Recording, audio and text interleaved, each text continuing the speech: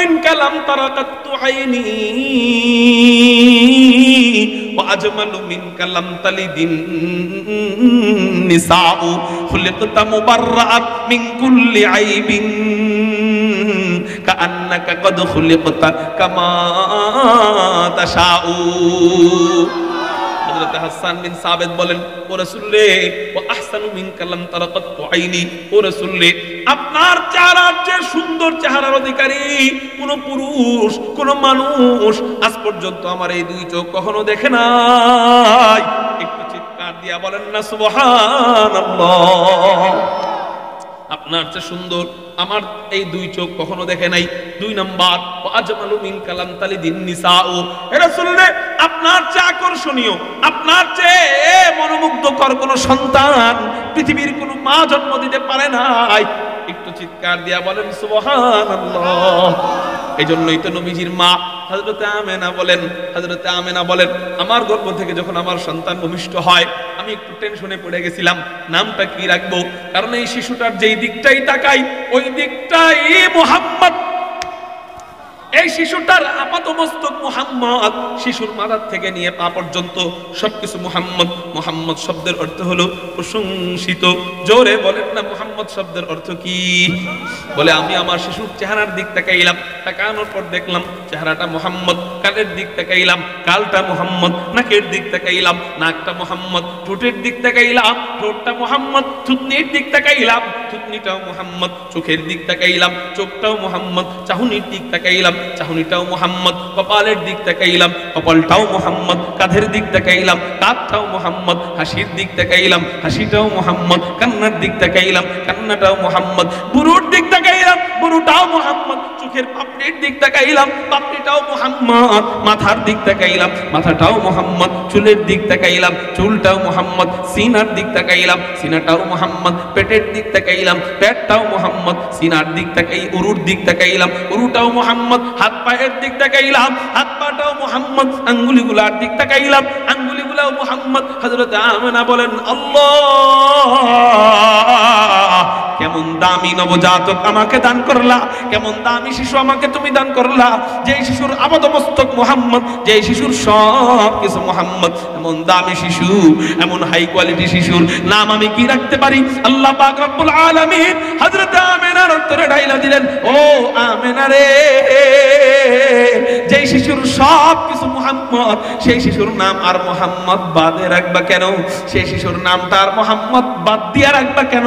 এক কাজ করো না, ওর নামটাও রাইখা দাও মুহাম্মদ। لا إله إلا الله में नुक़ता नहीं, ला इलाहा इल्ला अल्लाह में नुक़ता नहीं। देखिए क्या रमज़ है कुदरत के ऐसे पैगाम में, देखिए क्या रमज़ है कुदरत के ऐसे पैगाम में। अब इज़ाफ़ा गैर मुमकिन है खुदा की कसम, एक नुक़ता के भी गुंजाइश नहीं इस्लाम में, एक नुक़ता के भी गुंजाइश नहीं ইসলাম মে। কারো জবান যেন বন্ধ থাকে না, চিৎকার দিয়া বলি না আল্লাহু আকবার। এ হলো নবীজির চেহারা। শুধু চেহারাই না, দুনিয়া নবীজির আপাতমস্তক সবকিছুই সুন্দর, সবকিছুই মুহাম্মদ। সুবহানাল্লাহ বলেন।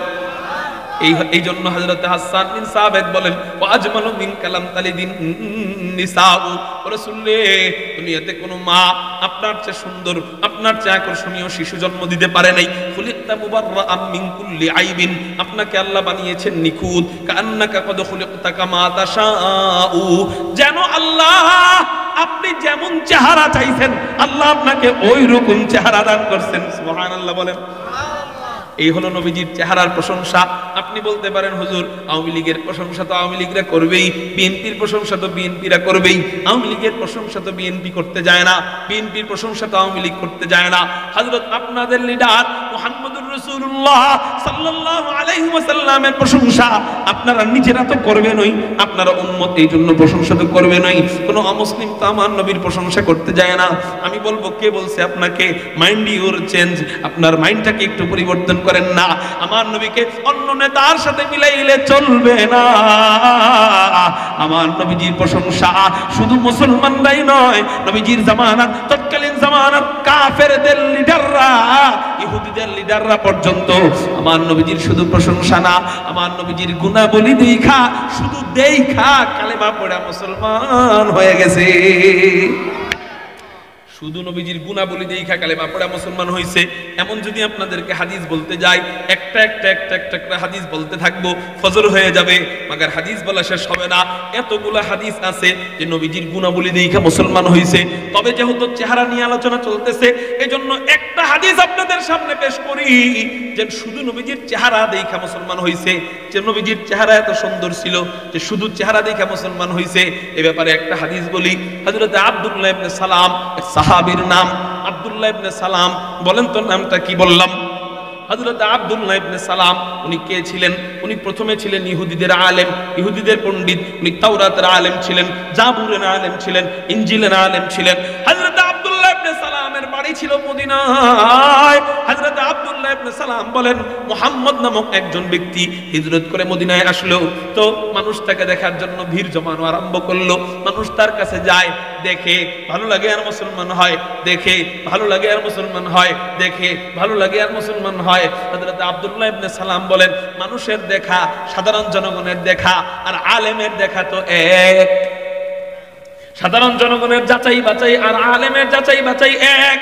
সাধারণ জনগণ ক্লিন শেভ করা এক ব্যাটারে পীর বানায়, আছে না? সাধারণ জনগণ ল্যাংটা ব্যাটারে পীর বানায়, আছে না নাই? কিন্তু আলেম আবেগ দিয়ে একজনকে মাপে না। একজন ব্যক্তি আল্লাহওয়ালা নাকি শয়তানওয়ালা, আলেমে আবেগ দিয়া মাপে না। ওই কারামতি দিয়ে আলেম নাচে না। আকাশে উড়লেই আলেম নাচে না। আকাশে উড়লেই যদি বড় পীর হওয়া যাইতো তাহলে পাখিরা তো বড় পীর, ঠিক না ঠিক? পানিতে হাঁটলেই যদি বড় পীর হয়ে যাইতো তাহলে মাছেরা তো বড় পীর। এই জন্য আলেম কাউকে মাপতে গেলে ঈমান এবং আমল ইলম দিয়া মাপে। কি দিয়া মাপে? যে তার ঈমান কত মজবুত। টাকার গাঠি সামনে আসলে ঈমান বিক্রি করে দেয় কিনা, আওয়ামী লীগের কাছে বিক্রি হয়ে যায় কিনা এই পিশাব, এটা আলেমরা ওই জিনিস দিয়া মাপে, ঠিক না ঠিক? আল্লাহু আকবার। আলেম ইলম দিয়া মাপে, আলেম সুন্নাত দিয়া মাপে। যে পীর যত সুন্নতকে ফলো করবে সে তত বড় পীর, ঠিক না ঠিক? এজন্যই হযরতে আব্দুল্লাহ ইবনে সালাম বলেন, মানুষের দেখা, সাধারণ জনগণের যাচাই বাছাই আর আলেমের যাচাই বাছাই তো এক না। তা আমি একটু যাচাই বাছাই করে দেখব এটা আসলে সত্যিকারের নবী না মিথ্যা নবী। কিন্তু উনি যাচাই বাছাই করবে কি? মানুষ দেখা বুঝা যায় নবী, কিন্তু আমি দেখাই বুঝবো না নবী, কারণ চকচক করলেই কি হয় না? স্বর্ণ হয় না। আমি ইলম দিয়ে যাচাই করব। উনি তাওরাত থেকে, জাবুর থেকে, ইনজিল থেকে 3টা প্রশ্ন ঠিক করছে, কঠিন 3টা প্রশ্ন। 1 নম্বর প্রশ্ন, কিয়ামতের পূর্বে সর্বপ্রথম বড় আলামত কি? 2 নম্বর প্রশ্ন হলো জান্নাতীরা জান্নাতে যাওয়ার পর আল্লাহ পাক রব্বুল আলামিন জান্নাতীদেরকে সর্বপ্রথম কোন খাবার দিয়ে মেহমানদারি করাবেন? 3 নম্বর প্রশ্ন হলো সন্তানের চেহারা কখনো বাবার মতো কেন হয়, কখনো মায়ের মতো কেন হয়? কঠিন কঠিন 3টা প্রশ্ন নিয়ে হযরতে আব্দুল্লাহ ইবনে সালাম এই 3টা প্রশ্নের উত্তর নবী ছাড়া আর কেউ জানে না।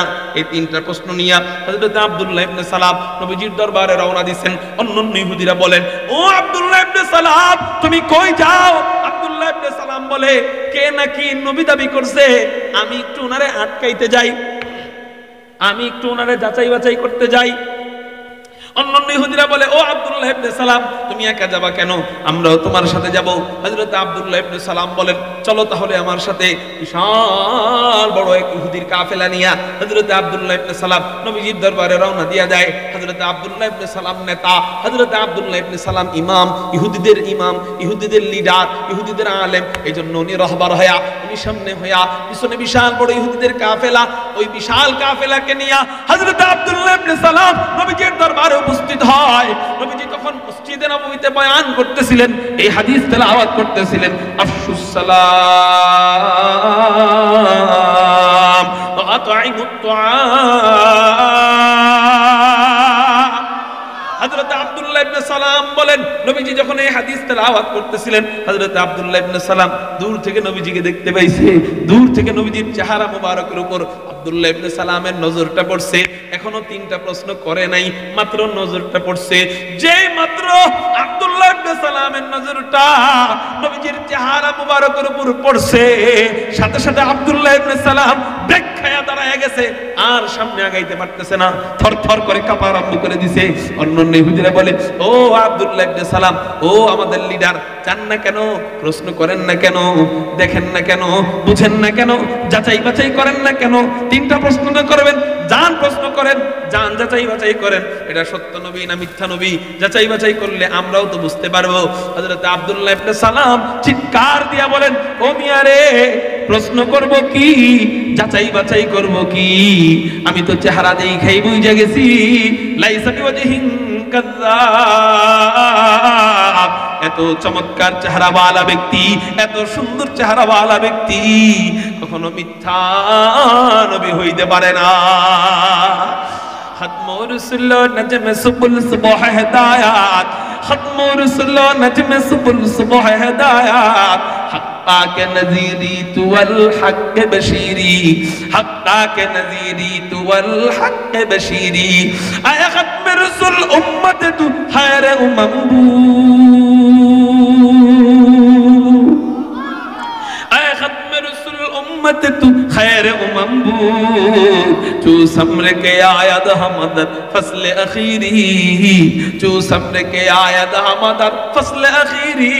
কারো জবান যেন বন্ধ থাকে না, একটু চিৎকার দিয়া বলেন না সুবহানাল্লাহ। অন্যান্য নবীর উম্মতেরা এত গর্ব করতে পারে না, কাদিয়ানের উম্মতেরা গর্ব করতে পারবে না।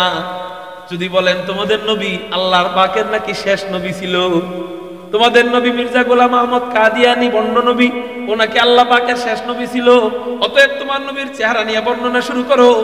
হ্যাঁ, চেহারা নিয়ে বর্ণনা শুরু করার পর 1 নাম্বার মাথার থেকে শুরু করবে, চুলের থেকে শুরু করবে, বলবে চুলগুলা কুকরানো কুকরানো, মিলে যাবে দাজ্জালের সাথে। নবীজি হাদিসের মধ্যে বলছেন দাজ্জালের চুলও থাকবে কুকরানো কুকরানো। এরপর আস্তে আস্তে চোখের দিকে যাবে, বলবে আমাদের লিডার, আমাদের নেতা, আমাদের নবী নাউজুবিল্লাহ মির্জা গোলাম আহমদ কুলাঙ্গার কাদিয়ানী, তার এক চোখ ছিল কানা। কি মিলে যাবে, নবীজি বলছেন দাজ্জালের এক চোখ থাকবে কানা। হা হা হা, ওরা ওদের নবীকে নিয়া, যদিও নবী না, মানে নবী তো নাই, মানে ওরা দাবি করে ওই ওদের নবী ভণ্ড নবী, মিথ্যা নবী, ওরা ওদের নবীর প্রশংসা করতে যায় কানা, ল্যাংরা, লুলা, টয়লেটের ভিতরে মৃত্যু হয়, এই সমস্ত জীবন কাহিনী উপস্থাপন করতে হবে। কিন্তু আলহামদুলিল্লাহ সুম্মা আলহামদুলিল্লাহ, আমাদের নবীজির যে সাইডটাই আপনি আলোচনা করবেন, যেই দিকটাই আপনি আলোচনা করবেন, নাম নিয়ে আলোচনা করবেন, ওপেন চ্যালেঞ্জ, নাম নিয়ে আলোচনা করতে করতে 1 মাস চলে যাবে, আলোচনা শেষ হবে না। চেহারা নিয়ে আলোচনা করবেন, আলহামদুলিল্লাহ শামায়েলে তিরমিজিতে নবীজির চেহারা নিয়ে কয়েক সপ্তাহ শুধু ক্লাস করতে হয়, তারপরেও আলোচনা শেষ হয় না। ব্যাখ্যা না, শুধু তর্জমা করতে করতে শামায়েলে তিরমিজির কয়েক সপ্তাহ লাগে, শুধু নবীজির চেহারা নিয়ে বর্ণনা। বলে কোন সাইডটা আপনি আলোচনা করবেন? নবীজির উত্তম চরিত্র নিয়ে আলোচনা করবেন, কয়েক সপ্তাহ আলোচনা করতে হবে, তারপরেও নবীজির উত্তম চরিত্রের বর্ণনা শেষ হবে না। আলহামদুলিল্লাহ, আমরা গর্ব করে বলতেই পারি আমরা এমন একজন নবীর উম্মত হতে পেরে আমরা ধন্য। একটু সবাই বলি আলহামদুলিল্লাহ। কিন্তু শুকরিয়া করার পরে সবচেয়ে বড় দুঃখের বিষয় হলো, এমন একজন নবী পায়াও, এত সুন্দর একজন নবী পায়াও, এত আখলাকি এক নবী পায়াও, জান্নাতে যাওয়ার পরে যদি ওই নবীর কাছে থাকতে না পারি, জান্নাত যদি না পাই, তাহলে আমার মতো পোড়া কপাল তো কেউ নাই। ওইটার কথা আলাদা, ও একদম বাহিরে, ও নেটওয়ার্কের ভিতরেই নাই। কিন্তু জান্নাত পাইলেন, পাওয়ার পরেও নবীজির কাছে জান্নাতে থাকতে পারলেন না, এত সুন্দর চেহারাওয়ালা ব্যক্তির কাছে জান্নাতে থাকতে পারলেন না। আমি মনে করবো আপনি জান্নাতীদের মাঝে পোড়া কপাইল্লা। জান্নাতীদের মাঝে কি কপাইল্লা? পোড়া কপাইল্লা। কেন?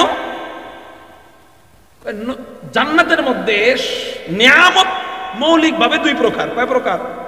একটা হলো শারীরিক ভাবে ভোগ করার নিয়ামত, আরেকটা হলো চোখে দেখা ভোগ করার নিয়ামত। একটা হলো দেখা, আর একটা হলো খায়া বা শারীরিক ভাবে।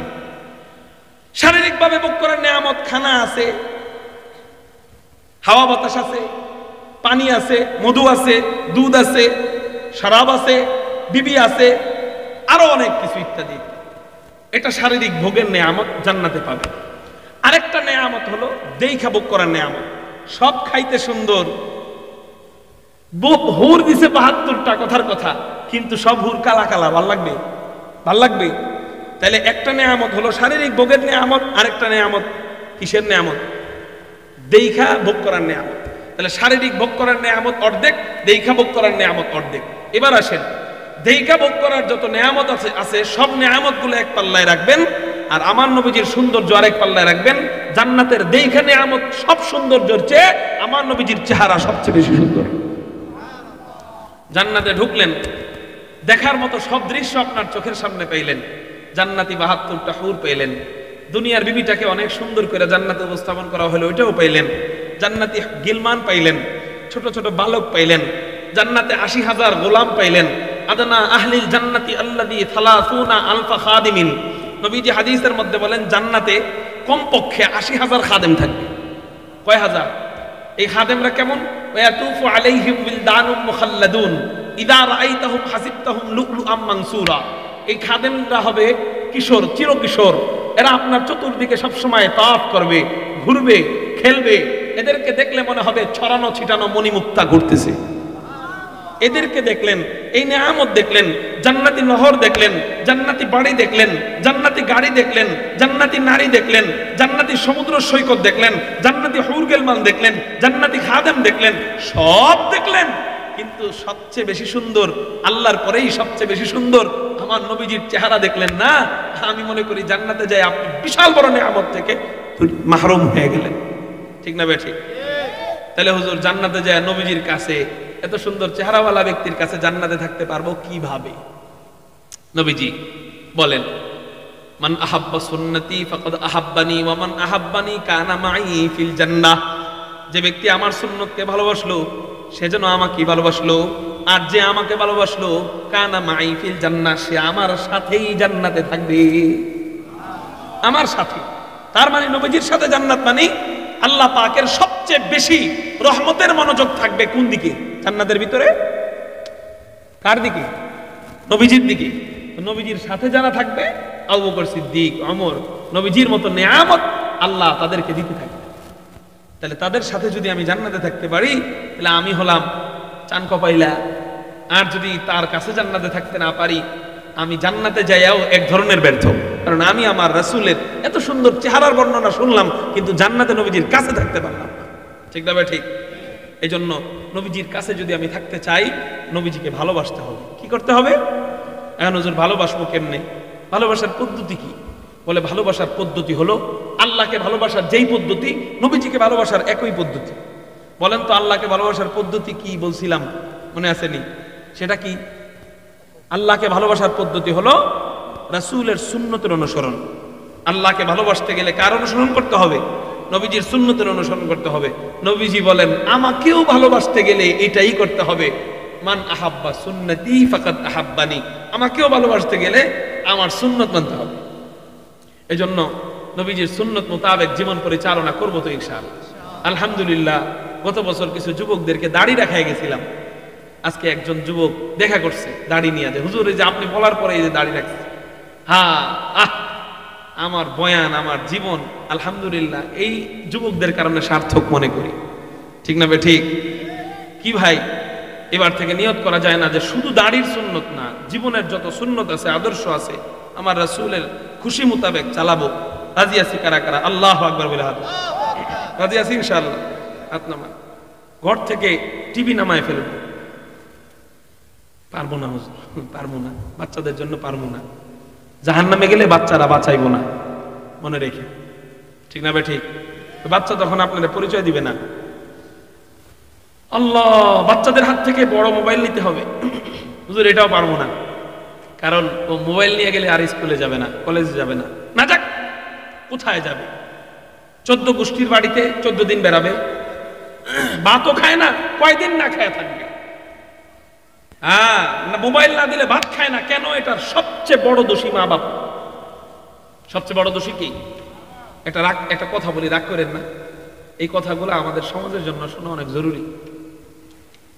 আমাদের বর্তমানে যে সমস্ত মা বাবারা বাচ্চাদেরকে হাতে মোবাইল দিয়ে খাওয়ানোর অভ্যাস করে এবং মোবাইল দিয়ে সবকিছুর মনোযোগটা ধরে রাখার চেষ্টা করে, আমি মনে করি এরা হলো মা বাবা নামের কলঙ্ক। কি মা বাবা নামের কি কলঙ্ক? কেন? কাদামাটিকে আপনি যেভাবে তৈরি করবেন সেভাবে তৈরি হবে। আপনি মোবাইল ছাড়া ওরে খাওয়ানোর অভ্যাস করবেন, ওভাবে খাবে। কিন্তু মোবাইল দিয়ে খাওয়াইলেন, ওর শারীরিক ক্ষতি হয়, মানসিক ক্ষতি হয়, আখেরাতের ক্ষতি হয়। দুনিয়াবি ক্ষতি হইল, আখেরাতের ক্ষতি হইল। কেমনে? দুনিয়াবি ক্ষতি কি কি? অনেক আছে, একটা বলি। 1 নম্বর ক্ষতি হলো, ও যখন মোবাইলের দিক মনোযোগ দিয়ে খাবে, ও আস্তে আস্তে বড় হবে। বড় হওয়ার সাথে সাথে ওর শরীরের মধ্যে খাবারের পুষ্টিগুলা দরকার আছে না? আপনি যে শাক দিয়ে ভাত দিচ্ছেন, এই শাকের ভিতরে পুষ্টি আছে না? ওর যে ভাতটা চাবায়, ভাতের ভিতরে পুষ্টি আছে না নাই? ও যে মাছটা খায়, মাছের চর্বির ভিতরে পুষ্টি আছে না নাই? ও যে সবজিটা খায়, সবজির ভিতরে পুষ্টি আছে না নাই? এই পুষ্টিটা ওর শরীরের ভিতরে পর্যাপ্ত পরিমাণ দরকার। এইটা যদি পর্যাপ্ত পরিমাণ ওর শরীরের ভিতরে যাইতে হয়, তাহলে ওর ভাতটা খাওয়ার সময় ভালোভাবে চাবাইতে হবে দাঁত দিয়ে। আপনি যখন আপনার বাচ্চার হাতে মোবাইল দিলেন, এই মোবাইলটা দেওয়ার কারণে ও মোবাইলের দিকে মনোযোগ, খানার দিকে কি নাই? মনোযোগ নাই। মা মুখে খাওয়াই দিল অথবা নিজে মুখে নিল, নেওয়ার পরে অর্ধেক অর্ধেক চাবাইয়া গিলে ফেলে। এটা হলো এক ধরনের বাচ্চা। আরেক ধরনের বাচ্চা হলো মুখের ভিতরে নিয়ে এই যে মোবাইলটা নিয়ে এই যে মানে এদিকে ভাত কতগুলো রাইখা মোবাইলটা নিয়ে বসে বসে দেখতে থাকবে। ঠিক না ভাই? ঠিক। এতে ক্ষতি হয় কি? এই বাচ্চাটা যে ভাত গিলতেছে, পানি দিয়ে গিলাইলেন অথবা অর্ধেক চাবানোর পর গিলাইলেন, এই ভাতের, এই তরকারির, এই ঝোলের, এই ডালের, এই শাকসবজির যে পুষ্টি ওর শরীরের ভিতরে যাওয়া দরকার, সেই পুষ্টিটার গেল না। ও পুষ্টি ছাড়া বড় হইল ফার্মের মুরগির মতো। কি মুরগির মতো?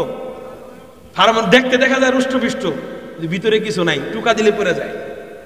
ক্ষেত খামারে কাজ করে এরকম একটা বাচ্চার সাথে ওরে দাঁড় করায় দিবেন, দেখবেন লেগুনার পিছনে কিছু বাচ্চা দাঁড়ায় থাকে, যাত্রাবাড়ি যাত্রাবাড়ি যাত্রাবাড়ি যাত্রাবাড়ি। ওই একটা পোলা আনবেন, আর আপনার হাতে যে পাবজি খেলেন না, মোবাইল চালেন না, একটা পোলারে দাঁড় করাইবেন, এই দুটারে দাঁড় করাইবেন। কুস্তিতে আপনার 5টা পোলায় ওই হেল্পার পোলার সাথে পারবো না। ঠিক না ভাই? ঠিক। কেন? আপনি ওই যে মা বাবা নামের কলঙ্ক, আপনার বাচ্চারে আপনি বড় করতেছেন লুলা অবস্থায়। কি অবস্থায়? আপনার বাচ্চা বিকলঙ্গ হয়ে বড় হচ্ছে।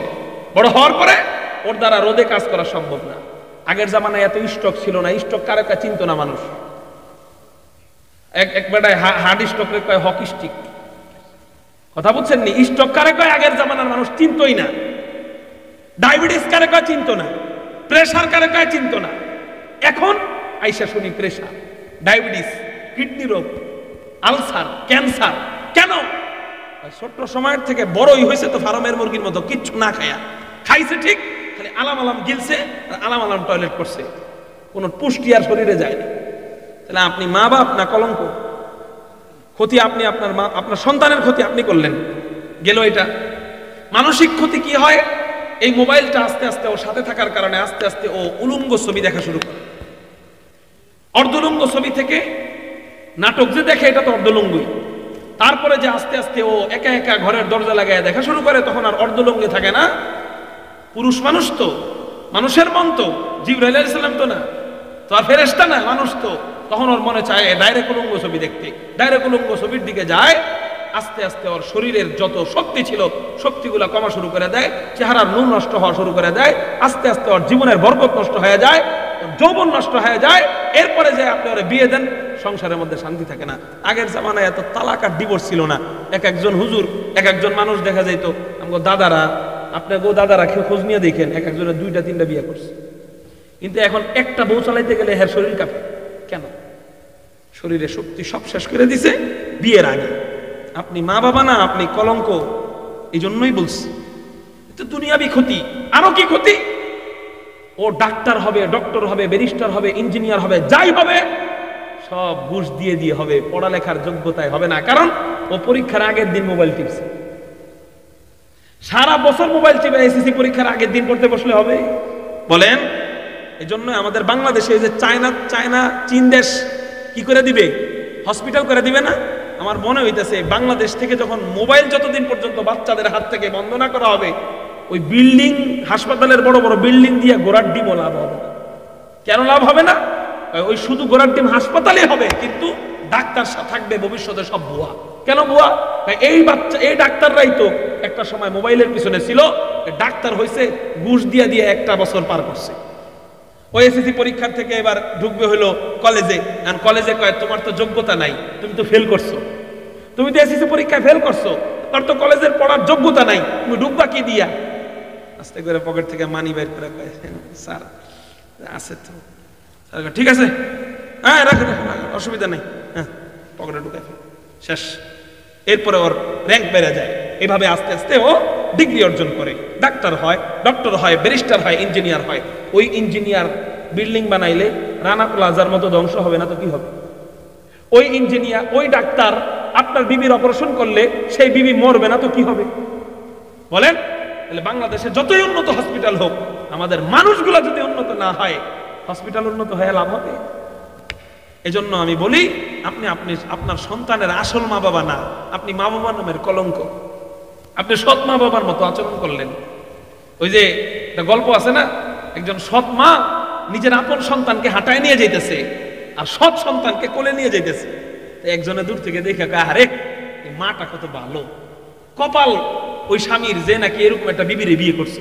ডাক দিয়ে কয় ভাই কি হয়েছে, আমার ব্যাপারে কি কইতেছো? আপনার প্রশংসা করতেছো। কেন? তুমি কত ভালো, এই যে দেখো তোমার আপন ছেলেরে হাঁটায় নিয়ে যাইতেছো রোদ্রের মধ্যে কষ্ট করে, আর সৎ ছেলেটারে কোলে করে নিয়ে যাইতেছো। তোমার মতো মা যদি সবাই পাইতো, মানুষের কোনো দুঃখ থাকতো না। হ্যাঁ কইতেছে ভাই আসলে আপনি বিষয়টা বুঝতে পারেননি। কি? কেন বুঝতে পারিনি? আমি আমার আপন বাচ্চারা হাঁটায় নিয়ে যাইতেছি, ওরে পরিশ্রম করানোর অভ্যাস করতেছি, ও বড় হয়ে যেন পরিশ্রম করে খাইতে পারে। আর আমার এই সৎ বাচ্চারে কোলে নিয়ে যাইতেছি, ওরে আমি ফার্মের মুরগি বানাইতেছি। ও যাতে বড় হইলে কোনো পরিশ্রম করতে না পারে, অলস প্রকৃতির যেন হয়। বড় হওয়ার পরে আমি যখন চলে যাব, আমি যখন কবরে চলে যাব, তখন আমার এই যে বাচ্চাটা হাঁটায় হাঁটায় নিয়ে গেছে, এই বাচ্চাটা কাজ করে কোটিপতি হয়ে যাবে, আর এই অলস বাচ্চাটা ঠ্যাঙের উপরে ঠ্যাং উঠায় খাইতে খাইতে বড় হয়েছে, ও কোনো কাজ করতে পারবে না, ভিক্ষা করে খাবে। আমাদের মা বাবাগুলো এমন হয়ে গেছে, আমাদের বাচ্চাদের